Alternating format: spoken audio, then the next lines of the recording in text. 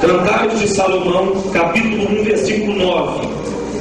As éguas dos carros de Faraó te comparo, ó amiga minha. Salomão compara a sua amada como as éguas dos carros de Faraó.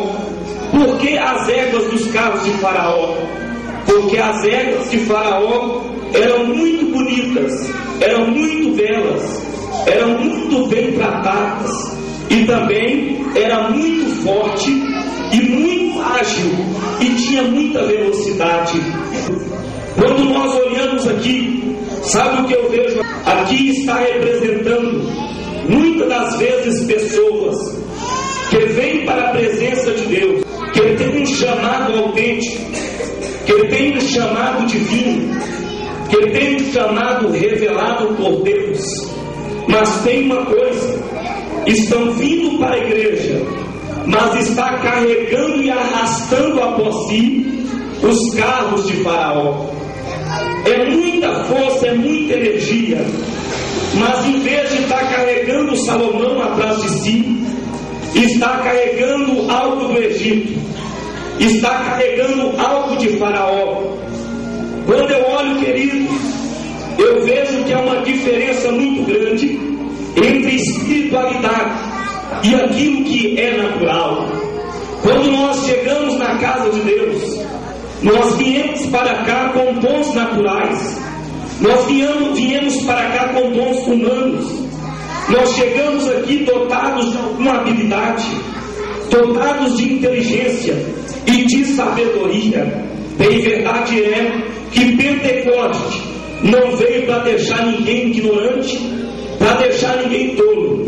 Não é porque nós somos pentecostal que nós somos tolos. Não, nós viemos para cá com inteligência, com sabedoria. Mas tem uma coisa: a obra de Deus não é mantida por sabedoria humana. A obra de Deus não é mantida por talento humano. A obra de Deus não é mantida por inteligência.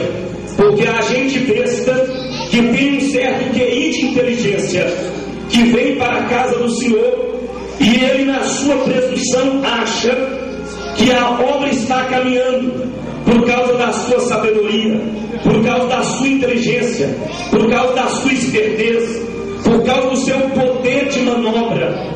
A pessoa vem para cá e, de forma equivocada, ela começa a pensar assim, desta forma. Mas há um exemplo disso. Quando Moisés ali, ele viu aquela sarça que estava ardendo no fogo, mas ela não se consumia. Eu posso entender aqui que aquela sarça ardia, mas o combustível que mantinha aquela sarça ardendo não era a sarça. O combustível que mantinha aquela sarça ardendo era o próprio Senhor Deus. Deus estava mostrando que Ele é a fonte do fogo. A fonte do fogo não é o homem, porque se o homem tentar colocar fogo, injetar fogo na igreja, este fogo ele pode sair pela culatra. Há muitos pregadores que muitas das vezes eles querem que aconteça um avivamento, e quando isso não está ocorrendo, ele começa a tentar colocar fogo na igreja, ele começa a tentar colocar fogo nos irmãos, ele começa a tentar colocar fogo no altar. Mas muitas vezes, meus queridos, em vez de vir um fogo de Deus, vem um fogo estranho. Quando eu leio a Bíblia, no livro de Levítico, no capítulo 9, 24, fala sobre os filhos de Arão, Nadab e Abiú. Eles não eram para colocar fogo no altar. Quem tinha que colocar fogo sobre o altar, levar a lenha, era Arão. Arão que tinha incumbência de tirar a cinza e levar a lenha e colocar sobre o altar. Mas a palavra diz que eles tiveram a ousadia e levaram lenha e tentaram colocar fogo no altar. Ainda quando eles estavam colocando fogo no altar, a Bíblia fala que veio fogo do céu e abriu uma rotura naqueles dois jovens inconsequentes. Abriram um buraco neles e eles caíram mortos. Aí a Bíblia diz: porque ofereceram fogo estranho sobre o altar. Eles não tinham que colocar fogo no altar, eles não tinha que colocar fogo ali. O máximo que eles poderiam fazer era colocar a lenha, porque o fogo quem pode conceder, o fogo quem pode dar, o fogo quem pode colocar, não é homem, é o próprio Deus. Somente Deus, Ele tem autorização para colocar fogo na sua igreja. Deus não precisa de nenhum homem tentar colocar fogo no culto ou no trabalho, porque este fogo para mim é fogo estranho. Sabe da onde vem o fogo? A fonte do fogo está no versículo 9, 24. A Bíblia diz assim: então saiu fogo de diante do Senhor e queimou ali a lenha que estava sobre o altar. Então nós entendemos que a fonte do fogo é o próprio Deus. Deus é quem coloca o fogo na igreja. Queridos, muitas pessoas vêm para a casa do Senhor, mas vêm com ânimo, vêm com coragem. São pessoas que tiveram um chamado autêntico, mas tem uma coisa: quando você olha atrás desta pessoa, ela está carregando atrás as carruagens de Faraó e tentando colocar dentro da igreja. Há um contraste muito grande entre a questão natural e a espiritual, a questão sobrenatural e a questão lógica e humana. Você quer ver? Quando eu falo sobre isto, eu penso em Pedro. Pedro era assim, teve um chamado autêntico. Deus chamou Pedro, Deus vocacionou Pedro, fez de Pedro um apóstolo, e Pedro seguia o Senhor com ânimo, Pedro seguiu o Senhor com energia, Pedro seguiu o Senhor com entusiasmo, mal dizendo que o homem natural não compreende as coisas do Espírito. Muitas vezes tem gente que erra, não é porque ela quer errar, ela erra, não é de forma proposital, não tem nada a ver com isso, não tem nada disso. Sabe por quê? Porque às vezes esta pessoa é uma pessoa natural. Quer ver um exemplo? O próprio Pedro. Pedro estava com Jesus Cristo na última ceia. Aí Jesus disse assim: olha, vocês vão fugir. Quando o Filho do Homem for entregue, todos vão fugir, ele ficará sozinho. Aí Pedro tomou a dianteira e disse: Senhor, olha aqui para mim, eu nunca vou te negar, eu nunca vou te abandonar, eu sempre estarei do teu lado. Se for preciso ir para o calabouço, eu irei para o calabouço sem problema. Se for preciso eu dar minha vida por ti, eu dou minha vida por ti. Aí Jesus, quando Pedro acabou de falar, você pode pensar: será que Pedro falou isso de forma fingida? Será que Pedro falou isso de forma hipócrita? Será que Pedro não falou a verdade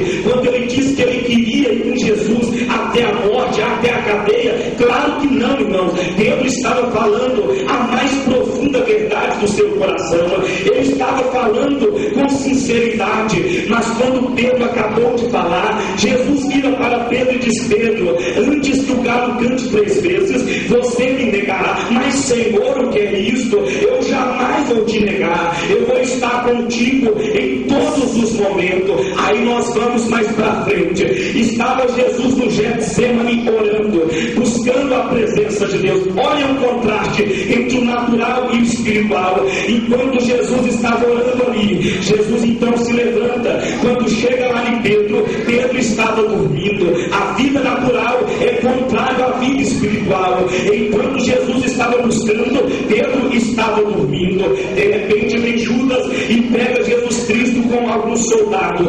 Naquele momento, Pedro arranca uma espada e corta a orelha do centurião, do nome Malco. Mas quando ele acaba de fazer isso, ele achando que estava fazendo a coisa certa, ele achando que estava fazendo aquilo que era necessário, Jesus disse: oh, baixa a espada, guarda a espada. Eu poderia orar neste momento e pedir meu Pai 12 legiões de anjos e inflamar aqui o Getsemane para me livrar deste momento. Veja só a vida natural da espiritual.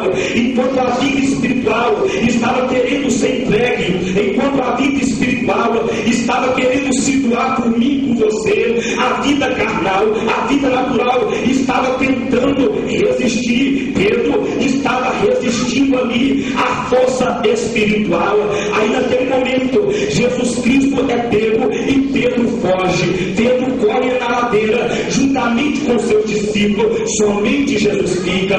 Mais para frente, Pedro, antes que o galo cante 3 vezes, Pedro também nega Jesus e cumpriu a palavra. Por quê? Porque é um contraste entre a vida espiritual e a vida natural. Há um contraste muito grande dentro disso aí. Você quer ver? Quantas das vezes, quem já passou por isso aqui? Quando chega o final de ano chega, aí você vem aqui para o culto dentro da igreja e você ora ao Senhor. Aí quando faltam uns 20 minutos para dar meia-noite, para entrar um novo ano, para entrar agora mais um ano, aí você dobra o joelho no seu cantinho, procura um cantinho mais reservado, aí você no cantinho diz: Senhor, neste ano eu orei tão pouco, Senhor. Neste ano, Senhor, eu evangelizei tão pouco. Este ano, meu Pai, eu não vigiei de forma adequada. Oh, Senhor, neste ano eu não busquei Tua presença.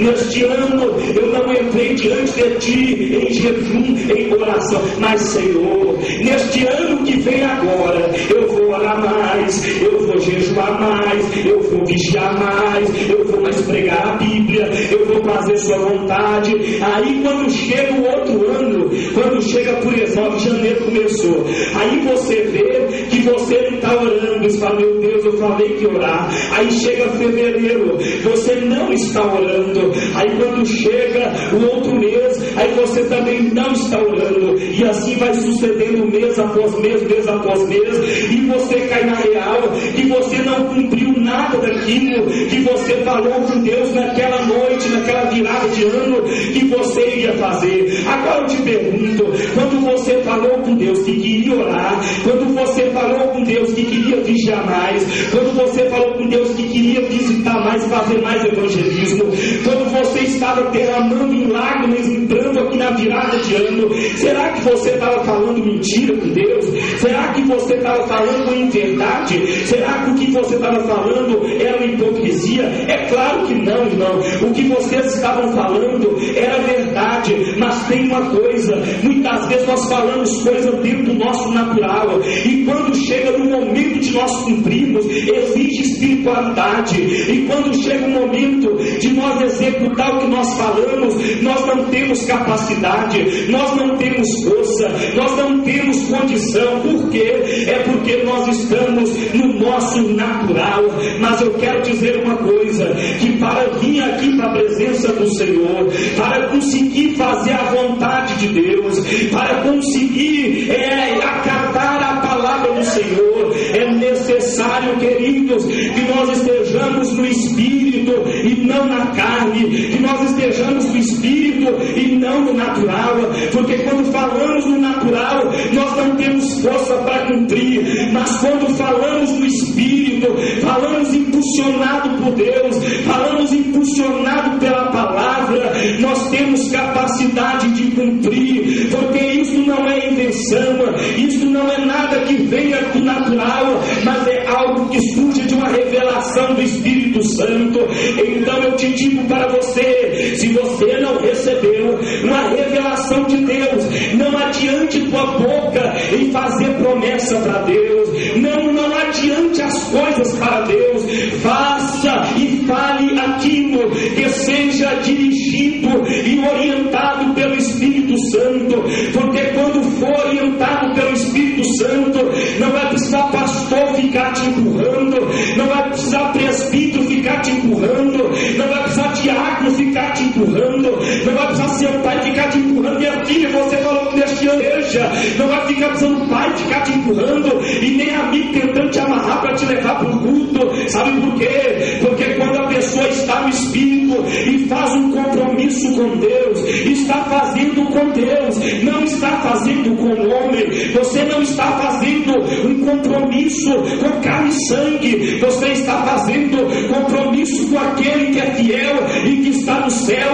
Mas Deus ainda está te esperando, porque Deus ainda está lembrando daquela oração que você fez no meio de lágrimas e humilhação na virada do ano. Deus está só esperando você para te dar força para você cumprir. Naturalmente você não tem força, naturalmente você não tem capacidade, naturalmente você não tem condição, mas pelo Espírito Santo eu te digo, você é mais